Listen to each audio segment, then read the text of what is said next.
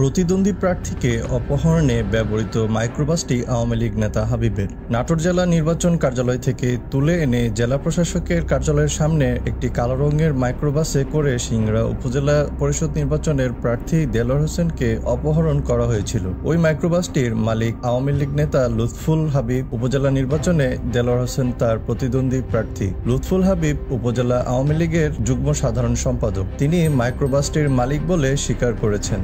এ বিষয়ে তিনি সাংবাদিকদের জানিয়েছেন সেটি তিনি ভাড়ায় খাটান। অপহরণের কাজে মাইক্রোবাসটি ব্যবহার হয়েছে কিনা তা জানতে চাইলে তিনি বলেন, চালকের সঙ্গে যোগাযোগ করা সম্ভব না হওয়ার কারণে তিনি এ ব্যাপারে কিছুই বলতে পারবেন না। তিনি আরো বলেন, গত মঙ্গলবার থেকে আমি মাইক্রোবাসটির হদিস পাচ্ছি না, চালকের সঙ্গেও যোগাযোগ করতে পারছি না। এ ব্যাপারে আমি থানায় জিডি করব। এদিকে আলোচিত মাইক্রোবাসটি 3 দিনেও আটক করতে পারেনি পুলিশ।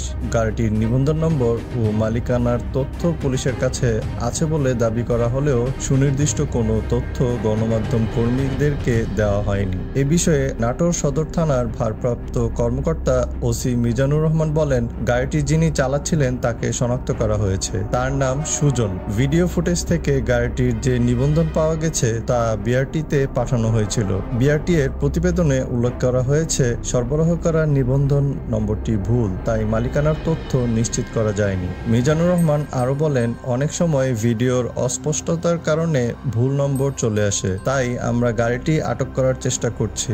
ঘটনার পর থেকে গাড়িটি জনসম্মুখে বের হয়নি। গাড়িটি আটক করার পর বিস্তারিত জানানো যাবে।